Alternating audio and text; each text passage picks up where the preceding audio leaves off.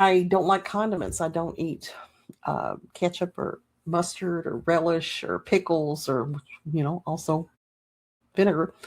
Um, I'll have onions sometimes if the food's appropriate for it.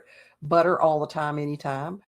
But I'm very particular about what I eat. My first husband used to say she don't eat anything she don't recognize, and then she hunts a hair in it. And he wasn't that far wrong. My favorite food, I'm gonna go out there and say that it is filet mignon, perfectly cooked steak. I will take sirloin or ribeye as an alternative, but fillets are just, man, there's just something about them. Such a good cut.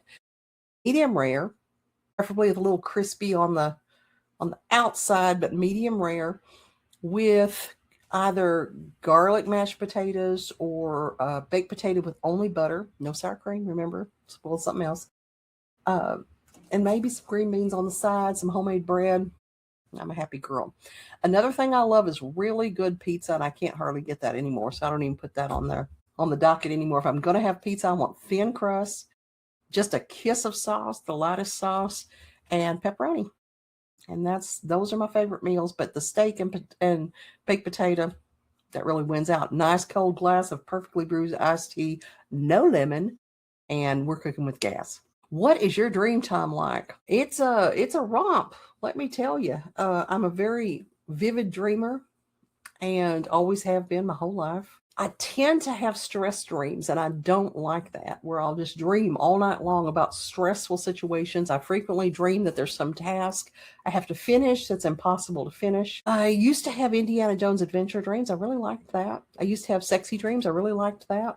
Don't have any of those anymore, either one. I have very boring dreams. I'll sometimes dream about watching, I'll be dreaming that I'm watching TV or just hanging out with Eric or going on a drive or something ridiculously boring like that. But I do always dream. It's very rare for me to have a night that I don't dream. My dream memory has gotten a lot less. I used to be able to remember my dreams very well, and now they're gone almost as soon as I wake up. But I know that I did dream. And then that liminal space between waking and sleeping, I can remember my dreams, and then it almost immediately starts to fade away. What animal do you relate to and or enjoy the most? Weird question for me. For one thing, I will not have a pet or an animal I can't take in a fight. Well, one person just recently, when I brought that up, said to me, and this was very true, I got to be able to get that cat to the, or that animal to the vet or give it medicine if I have to. And that's a really good point. But for me, it's a matter of, I guess I just don't trust animals because I can't talk to them or hear their minds. And if they're going to break bad, if they're going to snap or something, because I know people snap, so animals do too. Um, I want to know that I'm going to be the one walking away. So I have trouble with big animals like horses or giant dogs or things that could hurt me or kill me. I prefer not to hang out with. I do not love snakes. Got to say that. I'm just not even a fan of reptiles because they stink so bad. But I just really don't like snakes. I'm also, for the same reason, not a big fan of rodents. However, my son Joe does have degus, and those are just the sweetest little things. But we're talking about what I do like, not what I don't like. I am not a dog person. That being said, I have had the sweetest little dogs ever. My most recent one is named Brucifer. We call him Bruce. And he's just precious. He's a cross between a Jack Russell Terrier and a Dachshund, and he's just adorable, and I just love him. He's my familiar, my buddy, my precious. He's about a year and a half old, and I just adore him. He's completely broken, and I don't mean housebroken. I mean broken. He's seen some shit. He was a rescue, and he doesn't like people very much. So I relate to that, I guess. So I relate to Bruce.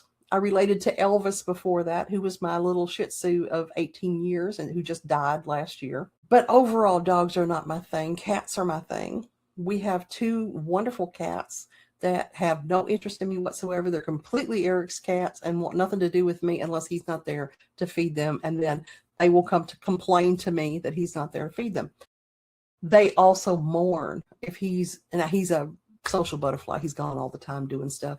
So if he's gone for more than a day or two, if he's gone off with friends or something, these cats are just bereft. They sit at the door and cry. They come to me and complain as though I've done something to them or done something to him. So I love cats. These two cats, I'm just the doorman for them and nothing else. But I'm a real big fan of cats. As far as when we look at that sort of spirit animal thing, for a while it was pigs. I really loved pigs, and I collected little pigs, and then I just kind of got away from them. I don't do that so much anymore. And I don't really have she collects kangaroos or anything like that. Now, Eric is giraffes. Eric's all about his damn giraffes. He loves giraffes so much. And bless his heart, he's got lots of wonderful giraffes. But I envy that about him, that he has a thing, that he has an animal that he really digs on, because I just don't. But Bruce is my animal. He's my buddy.